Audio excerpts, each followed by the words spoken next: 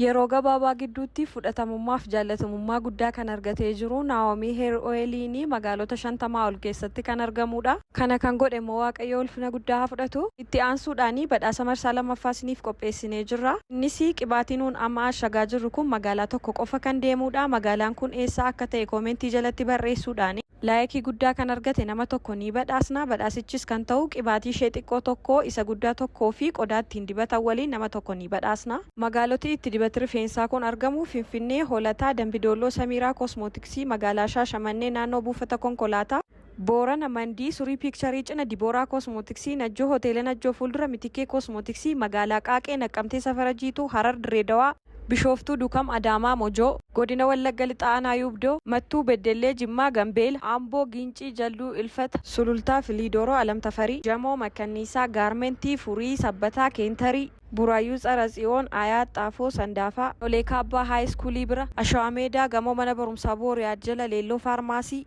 Asallaa Walisoo, Tullu Diimtuu, Koyyee Faccee, Saarii, Saqaaqii, Qaallittii, Aannoo yookaan Gobbuu Sayyoo, Sibuu Siree, Aayira, Godina Qeellam Wallaggaa, magaalaa Gabaaroobii, magaalaa Gimbii, Siisee Kosmootiksii yookaan immoo naannoo Yuunivarsiitii. Magaalota ani maqaa dha'e kana hundumaa lakkoofsa bilbilaa jalatti barreeffamu yoo bilbiltan argachuu dandeessu. Galatoomaa.